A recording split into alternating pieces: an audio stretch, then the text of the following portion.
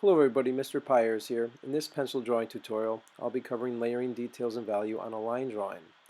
One of the things you're going to need is definitely your photo. So I have a photo of my rhino here. Other tools you're going to need are pencils, erasers, a pencil sharpener, tissue paper, and a Q-tip. We'll discuss those in a little bit. So I have my line drawing of my rhinoceros, and what we're going to first do is we're going to start taking a pencil and we're going to do a light shadow or coating of a light gray everywhere there is not a highlight. So I'm going to start doing a subtle coating, not dark. Try to do a light gray. I'm just going to coat everywhere that I see absolutely no highlight in. So that means cover the areas that are super dark and the areas that are light gray the same. I'm constantly referencing back to my photograph or my image. Capturing a great likeness and really interesting shadow adjustments means layering. That's how we get more realistic looking illustrations. So I'm just going through here, really double checking my image, paying attention to where light hits, where there's bright spots, and I'm avoiding those areas. It starts to bring three-dimensionality to the animal right away by covering areas of shadow. That's the illusion an artist or a drawer creates on paper to make things look more three-dimensional by capturing lighting. Developing the rib cage there, integrating some shadows together. Now I'm going to take some tissue paper, run it over my finger there, and start rubbing into the paper. What it's going to do, it's going to soften all the values together of what I just blended and shaded in. It gives, again, a softer appearance. This is really good for certain type of skins and everything like that, on animals and on plants. The only thing that's left the weight of the paper now is part of the background and the highlights on the animal. We're now going to step it up and bring our next layers of value. So I want to reference my photo and really start pushing the darks now. That means pushing a little stronger with the pencil when I cover, and also pushing into the darkest areas first and then blending out the pencil. To blend out a pencil value, we start by pushing a little bit harder where it's darker and then taking pressure off the pencil and letting it naturally blend in to the first layer of pencil shading we did. So I'm pushing a little harder than the first time I put the pencil down when we put that first initial layer, but I'm also paying attention to where light is as well.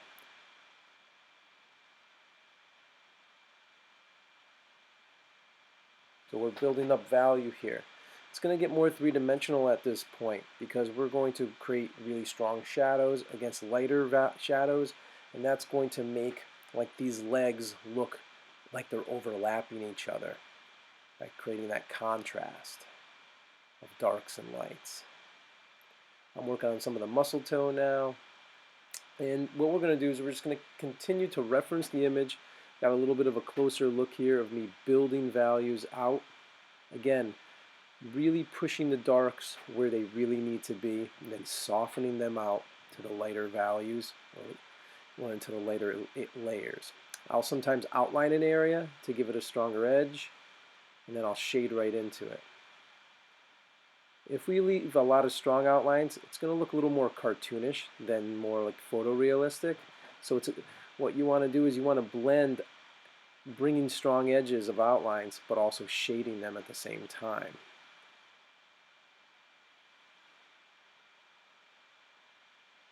Feel free to take tissue paper anytime you want to soften blends, create a more seamless texture to the values. You can see how bringing different layers of grays, then blending them with the tissue paper really cleans it up, merges the values, and we're preserving the lighter areas and they're staying as highlights. It's very important to not shade everything the same value. It's just going to look very flat. What we're going to move on next is we're going to start bringing in some of the more intense details. I'm going to use the Q-tip for this to work in smaller areas instead of the tissue paper. Q-tip is a little bit more interesting to work with in tight areas because you have a lot more control, and it's an everyday object people have in their home. Please use a new one, not a used one.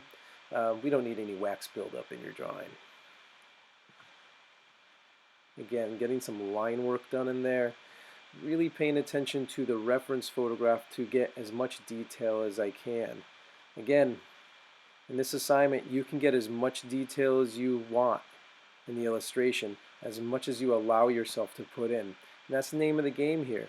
The more detail you can put in, the more you can describe.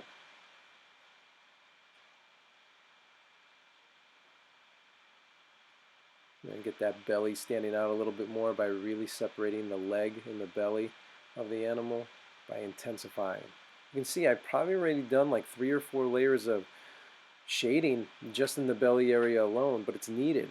If I try to do it all in one shot, it's just not going to work. So layering and paying attention to where darks really need to exist, blending them out, is key. I'm really liking how the belly's separating itself, going into the rib cage now, integrating. And the Q-tip works extremely well for this process.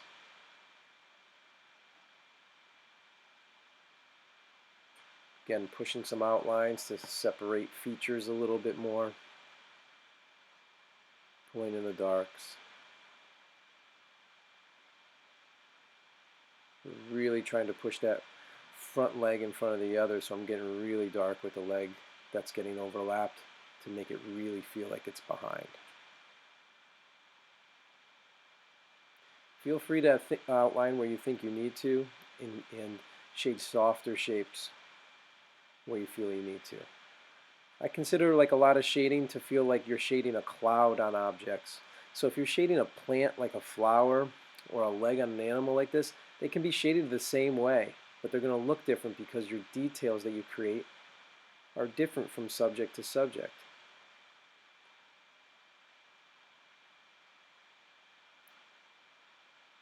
The idea of building value up is what we're looking for here. Controlling the pencil to push darks ever so slightly to really start to separate things. Here I'm working on the horn, outlining around that, developing some cleaner edges. Now I'm going to work on the eye. Really, it's more of just tight little drawing, not going to do much blending around that eye, just going to outline it, the mouth and the nose, really bringing those features out as we move to the final step.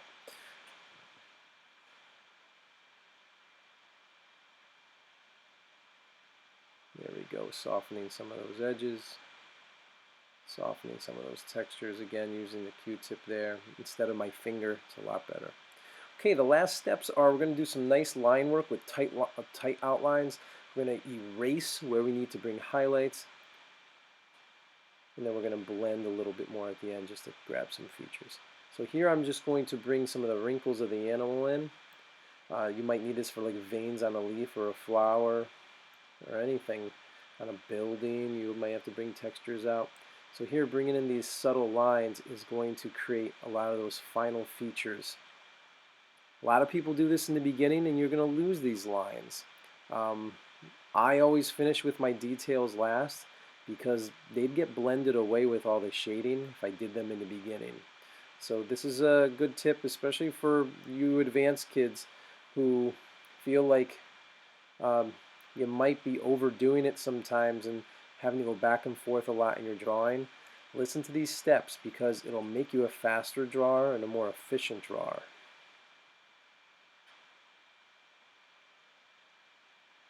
So erase away any final areas to pull out some highlights. That's the last thing I like to do. After I've done my final blending of shadows, pull out some highlights. Oh, that feels pretty good, helping some of the wrinkles stand out, pulling out some final details. And there we go. Okay, good luck everybody. Just do your best on this assignment. Thank you.